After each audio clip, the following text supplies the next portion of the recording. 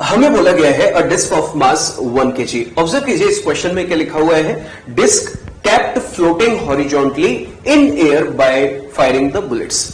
Imagine कीजिए बच्चों कि यहां पर एक हमें डिस्क दी गई है और हमें बोला जा रहा है कि डिस्क को फ्लोट करते हुए रखा है। तो फ्लोट करने का मतलब है कि ना तो हम इसको ऊपर जाने दे रहे हैं और ना ही इसको नीचे आने दे रहे हैं।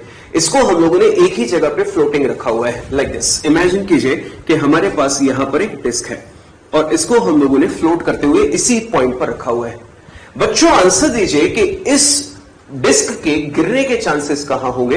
नीचे। बिल्कुल, किसकी वजह से? ग्रेविटी फोर्स की वजह से।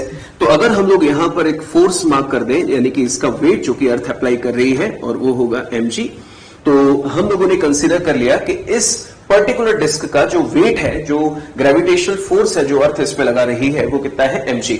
और mg की वजह से इसके गिरने के चांसेस कहां है? नीचे। पर जैसा कि क्वेश्चन बता रहा है कि हम लोगों ने इस पे बुलेट्स फायर की, जिसकी वजह से हम लोगों ने इसको एक ही पॉइंट पर फ्लोट करते हुए रखा है। तो इमेजिन कीजिए ये नीचे गिरना चाहती है और बुलेट्स हम लोग इस पे लगातार ऊपर की तरफ फायर कर रहे हैं। तो मतलब बुलेट्स इस पे जो अपवर्ड फोर्स लगा रही है उसकी वैल्यू हमेशा इसके mg के बराबर रहनी चाहिए, सो दैट ये वहां पर इक्विलिब्रियम में रहे, यानी कि वहीं पर फ्लोट करते रहे। तो हमें एक कॉन्सेप्ट तो पता चल गया कि अगर ये फ्लोटिंग है तो इसके mg को बैलेंस किया गया है और इसके mg को बैलेंस कौन कर रहा है? Force exerted by bullets. तो बच्चों हमें एक पॉइंट बिल्कुल क्लियर हो चुका है कि इस क्वेश्चन को सॉल्व करने का तरीका है force exerted by bullets is equal to mg। Correct. ये हमारे पास क्वेश्चन सॉल्व करने का तरीका मिल गया है। और बुलेट में कितना फोर्स लगा है ये अभी हम लोगों ने केस 3 में डिस्कशन किया था, वही चीज हम लोगों ने स्टार्टिंग में मेंशन की थी। तो देखिए इस क्वेश्चन में क्या बोला गया कि जिस मैग्नीट्यूड ऑफ मोमेंटम से ये टकरा रही है, लेट कैपिटल mv, क्योंकि मैंने डिस्क के मास को स्मॉल m कंसीडर कर लिया है जो हम लोगों ने यहां पर इसके वेट के साथ लिखा है, और उतने ही मैग्नीट्यूड ऑफ मोमेंटम से ये रिबाउंड हो रही है। तो आंसर दीजिए कि एक बुलेट का एवरेज फोर्स हमने प्रीवियसली देखा था, कितना था? 2mv/t। तो n बुलेट्स का कितना होगा? 2mvn/t। बिल्कुल। और यहां पर 2mvn/t अगर मैं लिख दूं 2mvn/t is equal to mg। बच्चों एक बात यहां पर ध्यान से देखें कि पर सेकंड जो बुलेट्स हमें यहां पर रेट दी है बुलेट की, वो कितनी है? 10 बुलेट्स पर सेकंड। मतलब यहां पर जो टाइम की वैल्यू दी है वो 1 सेकंड की दी है। तो अगर हम लोग अब सभी वैल्यूज को प्लेस करें तो देखिए बुलेट्स का मास हमें इस क्वेश्चन में कितना दिया है? 0.05। हमें वहां पर बुलेट्स की स्पीड जिससे फायर किया जा रहा है वो कैलकुलेट करनी है। नंबर ऑफ बुलेट्स हमको कितनी दी गई है? 10 पर सेकंड। तो t की वैल्यू 1 सेकंड हम लोग यहां पर मेंशन भी कर सकते हैं। Mass of this is 1 kg और g की वैल्यू बच्चों 10। तो यहां पर हमने g की वैल्यू 10 ले ली है। जनरली क्वेश्चन में अगर गिवन होगा 9.8 तो हम 9.8 लेंगे, और नहीं गिवन है तो अप्रोक्सीमेटली हम लोग 10 से भी सॉल्व कर सकते हैं। आइए बच्चों इसको अगर हम लोग आगे सॉल्व करें तो देखिए इस 10 से ये 10 कैंसिल हो गया। अब हमें कैलकुलेट करना है v की वैल्यू। तो ऑब्जर्व कीजिए v की वैल्यू कितनी आ जाएगी? 1 अपॉन ये कितना हो जाएगा? 2 इंटू 0.05। अगर यहां से डेसिमल हटा दें तो ऊपर क्या आ जाएगा? 100। और सॉल्व करने के बाद ये कितना होगा? 2 से ये कितने टाइम कैंसिल? 50 टाइम्स, और ये 10 टाइम्स कैंसिल, तो आंसर आ जाएगा 10 metre per second. The value of speed of bullet जिससे हम लोग उसको फायर कर रहे हैं टुवर्ड्स द डिस्क। तो नेक्स्ट क्वेश्चन देखते हैं। If particle of mass m is moving with constant speed v throughout the motion, find average force on the particle from a to b। ध्यान देना इस बात पे, थ्रू आउट द मोशन। इसका मतलब जब पार्टिकल यहां पर है तब भी उसकी स्पीड v है। मैंने वर्ड बोला स्पीड। अब डायरेक्शन की बात करूं तो क्या इस पॉइंट पर उसकी जो वेलोसिटी है वो आई कैप की तरफ है, तो मैं बोलूंगा इसका मोमेंटम होगा mass into velocity, that is mv i cap. Similarly B point पे क्या वापस में लौटते हुए जा रहा है और उसकी वेलोसिटी इस डायरेक्शन में होगी तो उसका मोमेंटम होगा mv minus I cap, because वो लेफ्ट साइड में जा रहा है। तो स्टूडेंट्स अब यहां पर जैसा कि हमको बोला गया है find again magnitude of average force from a to b।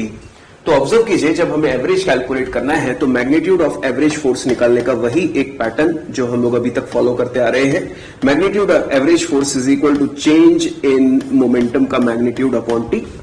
Change in momentum जब हम लोग कैलकुलेट करेंगे तो P final minus P initial, पहले अगर हम लोग इसको वेक्टर फॉर्म में सॉल्व करें तो ऑब्जर्व कीजिए, ये हो जाएगा P final minus P initial upon T। Observe कीजिए, इसको आगे हम लोग सिंप्लीफाई करें तो P फाइनल ये कितना होगा minus m v i cap, और P इनिशियल कितना है एम वी आई कैप। तो ये हो गया minus m v i cap, और इनिशियल है हमारे पास एम वी आई कैप। और हमें जरूरत है अब टाइम की, और वो टाइम आपको बताएंगे सर। टाइम क्या होगा? Distance upon speed. अब ऑब्वियस सी बात है, यहाँ ए से बी तक वो सेमी सर्कल कवर कर रहा है, और सेमी सर्कल का डिस्टेंस आपको आना चाहिए। याद करो, पूरा सरकमफ्रेंस 2 पाई आर होता है, तो सेमी सर्कल का क्या होगा? Pi R. इसका मतलब यहाँ का जो डिस्टेंस होगा, this distance is equal to pi into R. और टाइम क्या होता है? Distance upon speed. तो I can say T is equal to distance is pi R, और क्वेश्चन में स्पीड साफ साफ दे रखी है, speed V is throughout the motion constant है, तो अपॉन वी। बिल्कुल। तो ऑब्जर्व कीजिए, अगर यहां पर हम लोग इसको सिंप्लीफाई करें तो ये कितना हो जाएगा minus 2 m v i cap. और जैसा कि आपको सर ने बताया कि टाइम की वैल्यू हमें कैलकुलेट करनी है, तो टाइम की वैल्यू हमारे पास आई है कितनी? पाई आर अपॉन वी। तो अब देखिए, हमें इस क्वेश्चन में सिर्फ और सिर्फ मैग्नीट्यूड कैलकुलेट करना है। तो अगर मुझे यहां पर इस पर्टिकुलर वैल्यू में मैग्नीट्यूड देखना हो तो माइनस आई कैप क्या है? चेंज इन मोमेंटम की डायरेक्शन, और मैग्नीट्यूड क्या है? 2 एम वी। तो ऑब्जर्व कीजिए कि अगर हम लोग यहां पर एवरेज फोर्स का मैग्नीट्यूड कैलकुलेट करें तो हमारे पास फाइनल वैल्यू आई है 2 एम वी। डिनोमिनेटर में है पाई आर अपॉन वी। देखिए, v को अगर ऊपर शिफ्ट कर दें तो ये बन जाएगा स्क्वायर, और नीचे रह जाएगा पाई आर। बच्चों, इस पर्टिकुलर आंसर को अगर आप नोटिस करें तो एक खास बात मैं आपको नोटिस करवाना चाहता हूं।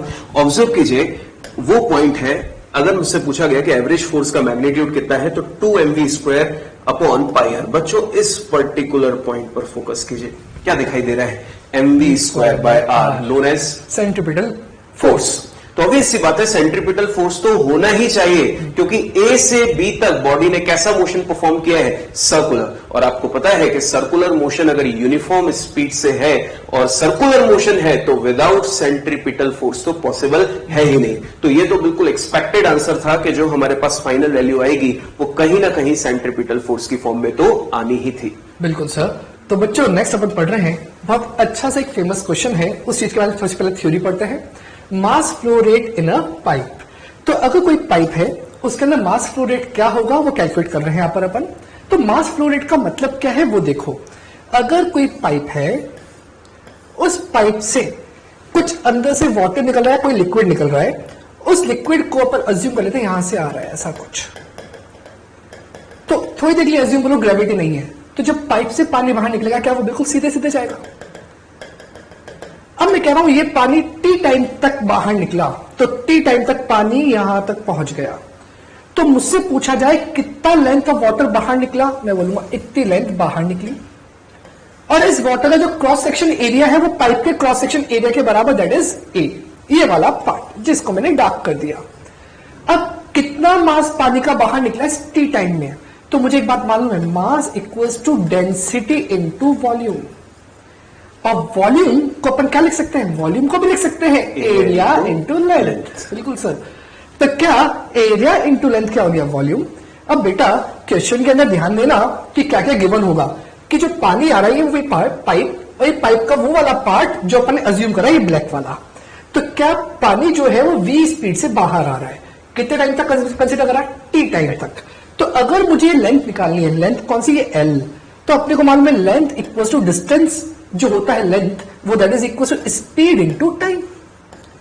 अब स्पीड कितना दे रखा है? v, और टाइम कितना है? t। इसका लेंथ की वैल्यू हो गई v इनटू t। तो यहां पर लेंथ की जगह मैं लिख सकता हूं vt, और एरिया मेरा हो गया a। तो उस चीज को मैंने यहां पर क्या रिप्रेजेंट करा? a volume that is equal to area into length, length is equal to vt, तो एरिया इंटू vt। मास कि कितना मास उस टी टाइम में बाहर निकला, तो मास क्या था? Density into volume. तो यहां लिख दिया मैंने वॉल्यूम इंटू डेंसिटी। वॉल्यूम ए इंटू वीटी, डेंसिटी कितनी? रो, उस लिक्विड की जो लिक्विड बाहर निकल रहा है। Next mass flow rate, that समझना। रेट, रेट का मतलब क्या होता है? With respect to time. इसका मतलब मास फ्लोइंग पर सेकेंड। अपन ने 1 सेकेंड की बात करें या टी की बात करें, तो अगर मैं टी की बात करता हूं तो m/t हो जाएगा। पर सेकंड होगा तो इसकी टी की वैल्यू कितनी ले लेंगे, 1 ले लेंगे। तो यहां पर मैंने लिख दिया general value m by T. m की वैल्यू कितनी, m की वैल्यू ये पूरी A V T into rho, तो A V T rho upon T. क्या टी से टी कैंसिल हो जाएगा, तो mass flow rate is equal to A V rho that is DM by D T. इसको अपन डीएम बाई डी टी क्या कह सकते हैं कि छोटे से टाइम में कितना मास पाइप से बाहर निकला उस लिक्विड का, वो क्या होगा DM by D T, which is equal to A area of cross section, V speed, rho density of liquid. इन तीनों के मल्टीप्लीकेशन के बराबर होगा। अब चेक करते हैं इस पे किस तरह के क्वेश्चन बनते हैं जिसपे अपने को ध्यान देना है। Our next question based on the topic जो सर ने अभी आपको एक्सप्लेन किया, the question is a water jet whose cross section area is capital A strikes a wall making an angle theta with the normal। बच्चों वापस से हमें वही केस 1 याद आ जाता है जो हम लोगों ने डिस्कस किया था, और वहां पर आपको बताया भी था हमने कि इस तरह के क्वेश्चन कई बार हमें प्रैक्टिस में आएंगे, और इस बार जो एंगल हमें इस क्वेश्चन में दिया है वो विद द नॉर्मल दिया है। आगे लिखा है एंड रिबाउंड्स इलास्टिकली। देखिए इलास्टिकली की अगर हम लोग बात करें तो आप अच्छे से जानते हैं इलास्टिक कॉलिजन में क्या होता है कि टकराने के तुरंत पहले और टकराने के तुरंत बाद जो स्पीड्स हैं वो एग्जैक्टली सेम, मतलब there is no loss of kinetic energy of system during elastic collision. The velocity of water of density rho is small v and we have to find the force, exactly magnitude of force exerted on the wall। जैसा कि sir ने कहा case 1, तो case 1 के अंदर वहां पर ball थी, या वाटर आ गया, लिक्विड आ गया, क्या फर्क पड़ गया, फोर्स का फॉर्मूला तो वही रहेगा। तो F average is equal to 2mv cos theta upon T. और कुछ देर पहले अपने इससे पहले वाली स्लाइड में क्या देखा था, डीएम बाई डी टी या फिर m by T is equal to A V rho, A area of cross section, v speed and rho density of liquid. बस यही वैल्यू पुट कर देते हैं इस m बाई टी की जगह पर, तो क्या आ जाएगा अपने पास 2 value of A V rho into ये वाला v cos थीटा, और इसको और सिंप्लीफाई फॉर्म में लिख देंगे तो क्या बचेगा 2a rho v square cos theta. And this is the required answer for this question. तो देखो क्वेश्चन टफ नहीं था, सिर्फ क्या याद रखना था कि m बाई टी की वैल्यू क्या होगी, ए वी रो।